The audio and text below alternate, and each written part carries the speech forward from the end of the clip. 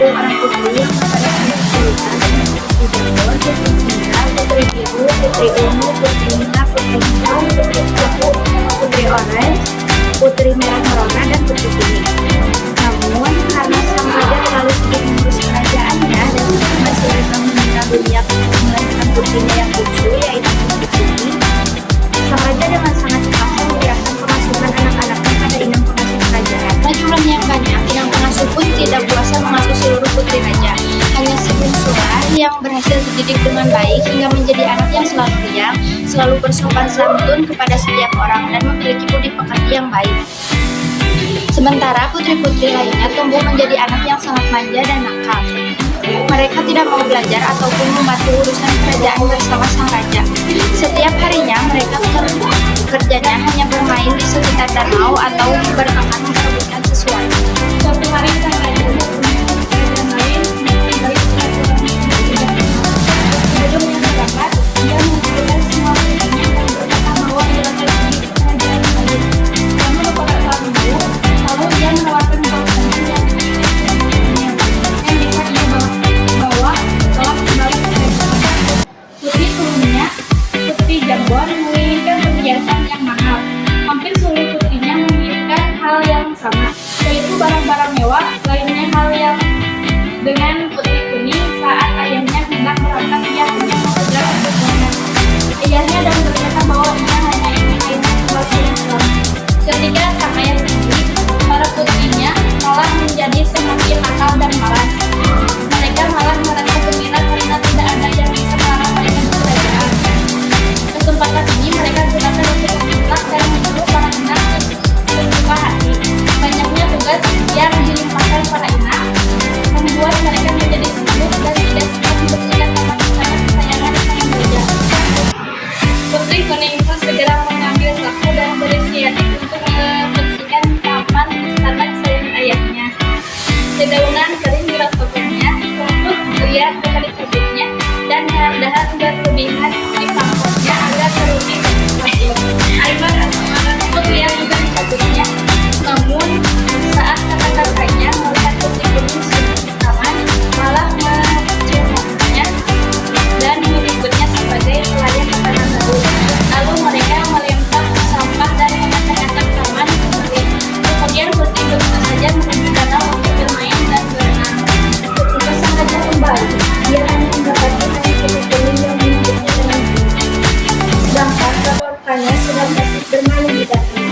Dia sungguh kecewa karena telah bersusah payah membawakan buah taman, namun disambut dengan hangat oleh anak-anaknya kecuali Putri Kuning.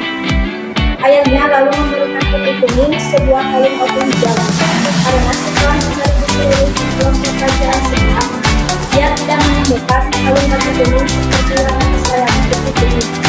Putri Hijau yang melihat kalung tersebut merasa iri dan berkata bahwa kalung itu seharusnya miliknya. Dia lalu menyebutkan rekan-rekannya dan berkata bahwa Putri Kuning mencurinya dari situ semula. Kuning, rekan-rekannya menjadikan sabuk mereka kemudian sepakat untuk merampas kain itu dari tangan Putri Kuning. Mereka lalu bersama-sama membeli Putri Kuning dan memaksanya untuk menyerahkan kalungnya. Karena merasa kalung itu miliknya dan merupakan pemberian dari ayahnya, tentunya ia menolak. Lalu terjadilah perkelahian antara 9 saudara tersebut dengan Putri Kuning. Kepalanya terkena banyak pukulan dan meninggal saat itu juga. 9 saudaranya panik dan berencana menutupi kejadian ini dengan segera menguburkannya agar ayahnya dan seisi istana tidak mengetahui kejadian ini.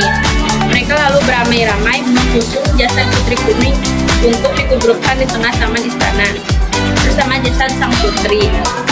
Turut pula dikuburkan benda yang menjadi bahan perebutan, yaitu kalung batu hijau.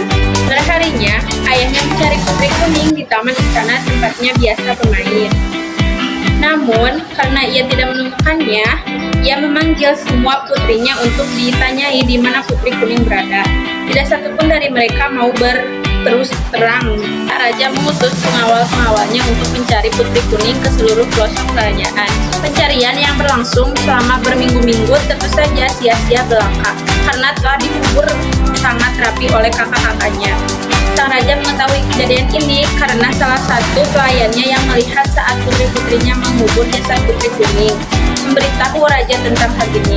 Sang raja sangat sedih dan menyesal karena tidak mampu merawat dan mengarahkannya putri-putrinya. Sang raja sangat sedih dan menyesal karena tidak mampu merawat dan mengarahkan putri-putrinya. Mereka tumbuh besar menjadi pribadi yang tidak peduli terhadap sesama dan tidak patuh terhadap nasihat orang tua. Oleh karena itu, sang raja mengirimkan mereka ke negeri seberang untuk belajar budi pekerti. Tujuannya agar mereka menjadi manusia yang berbudi pekerti luhur dan dapat saling menjaga antara satu dengan yang lainnya. Beberapa minggu setelah para putri raja belajar budi pekerti di negeri seberang, tumbuhlah sebuah tanaman di atas kedua putriku. Raja keheranan melihat tanaman itu. Batangnya bagaikan berubah putri kuning, daun bulat berkilau bagai kalung batu hijau. Sementara bunganya putih kekuningan dan berbau sangat harum. Tanaman itu mengingatkannya pada putri. Sejak saat itulah bunga tersebut diberi nama bunga kuning karena mengingatkan raja pada putri kuning. Sama halnya seperti putri kuning, bunga kuning memiliki banyak kebaikan. Bunganya dapat digunakan untuk mengharumkan dapur, batangnya dapat dipakai untuk membuat kotak